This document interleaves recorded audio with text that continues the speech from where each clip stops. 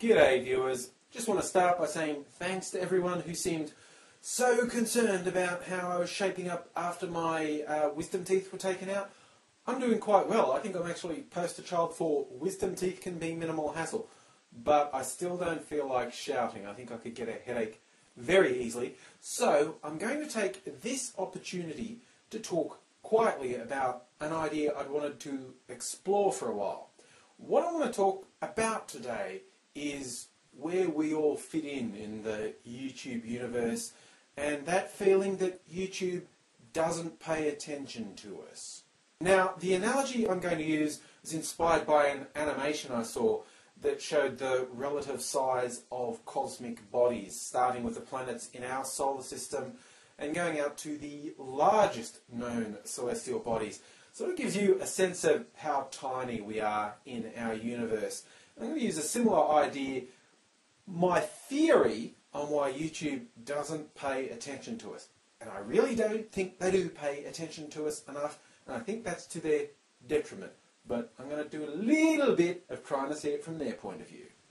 So if you're a video maker like me, you probably have a little tendency to see yourself as the centre of the YouTube universe. Hey, you make the videos, the site would be nothing without videos, so you're important, right? I actually agree, but hey, let's start. Here's me seeing myself big and important as the centre of the YouTube universe.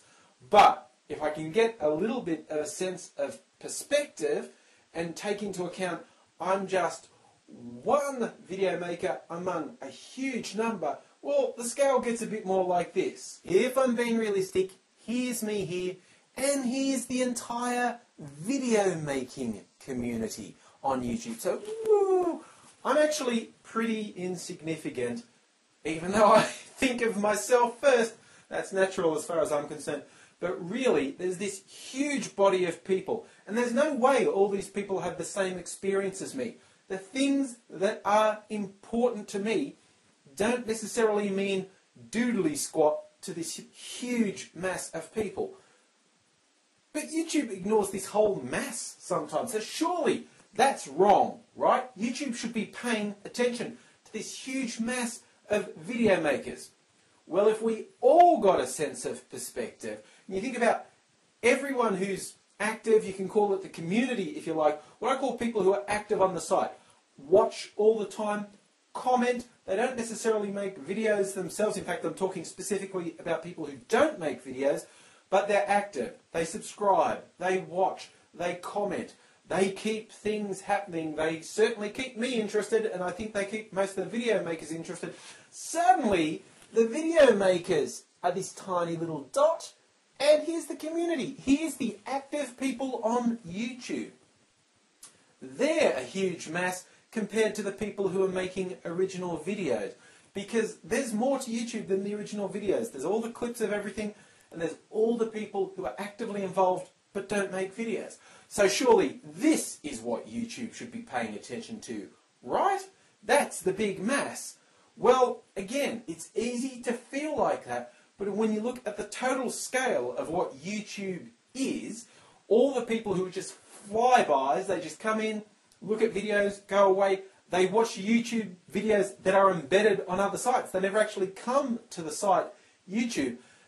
That whole body that YouTube is servicing just by making videos keep appearing, well, suddenly the active community people suddenly wear this tiny little dot, and everything else involved with YouTube is this massive pumpkin. And that is, I think, where YouTube's thinking stops. You could take it further and say the whole internet would render YouTube this tiny little dot, and there's the whole internet. And let's get real. The real world is far more important than the internet. In terms of importance, there's the internet and there's the real world. But pulling it back to YouTube, I honestly believe it's understandable when you look at it that way. This huge mass of people who all they're doing is watching videos, they're 98% of what the traffic to the site is. Of course that's what YouTube is focusing on. Like when stuff goes down for upgrades, the whole site doesn't go offline these days, at least not very often, not like it used to. If you're an old hand like me, you'll remember when the whole thing would go offline for 6 to 12 hours at a time. That almost never happens now. You can keep watching videos, but none of the commenting, rating, managing your account stuff, none of that works. But watching videos still works. And those of us who run accounts and comment and upload videos get the shits, but 98% of the people coming through the site are still happy because they never bother to comment. So I sort of understand why YouTube does that. And this is not to be an apologist for YouTube. This is just trying to get some perspective, literally. I think YouTube is not just doing the community a massive disservice when it ignores them, and I think it frequently does ignore the community, and it definitely ignores the individual content creators. They're not just doing us a disservice, I think they're doing themselves a long-term disservice. Sure, YouTube is the dominant online video site at the moment, and they can kind of afford to shit all over us because, yeah, you can go to another site if you want, but you'll be lucky to get a tenth of the audience. I know that by checking the stats. The next most popular video sharing site would have less than a tenth of the audience that YouTube does. So maybe they're arrogant, maybe they just don't have the resources to do what we want, but I honestly think YouTube itself would be much better served paying more attention to the community. For two reasons. This big mass of people, they're fickle. It happens again and again. Sites that were top of the pile disappear. The next hot thing wipes them out. No one can imagine that happening to YouTube at the moment, but it's happened again and again and again.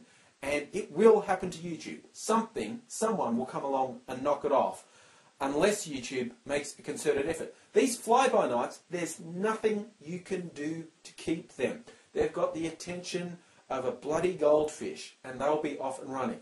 The core is what you need to preserve. That's the video creators and the active community members. They should be preserved because they're the ones who will guarantee the long-term sustainability of YouTube, and that's what will keep these fly-by-nights coming. If the hardcore people who are making YouTube what it is stay and don't go to the latest hot thing, the flippy, no attention span people, they won't go to the new site because there'll be no reason to go there. But as soon as you give the active people a good alternative, something that fills the gaps that YouTube's not meeting, well, they will go, and then the short attention span people, they'll be gone too. That's one reason I think YouTube should look after the active community people. The second reason is it'd be bloody easy. Christ, I know we bitch and moan sometimes, but the things we bitch and moan about would be really easy to fix. My personal bugbear, I've got videos over 18 months old saying, fix the comment system. It is the most basic thing. I could point you to a dozen sites that have a great comment system. Just copy it, for God's sake. Buy the code, whatever. You've got more money than God. Just do it. Another fun thing would be communicate with us more effectively. Don't ignore us. And don't tell me a friggin' written blog on a video sharing site is communication. Particularly a written blog that's lucky to be updated once a bloody month. Holy crap! If it was getting updated every day, preferably multiple times a day, that'd be a small saving grace. The blog's freaking useless. Why aren't you making videos and experiencing what we're experiencing and communicating with us? It would be so easy, and it's in your own best interest, YouTube. I seriously don't understand it. Anyway, that's my little rant for now. That's as loud as I'm going to get. Don't want to have a headache, like I said. If you want to know the analogy that drove this, I'm going to put a link to a video that has the animation of the cosmic bodies I was talking about. Pretty cool, and it's what got me thinking. And while this might be a tiny little speck, yum, yum, yum, can't even see it, it's made of sugar, so I like it. Catch you later, viewers.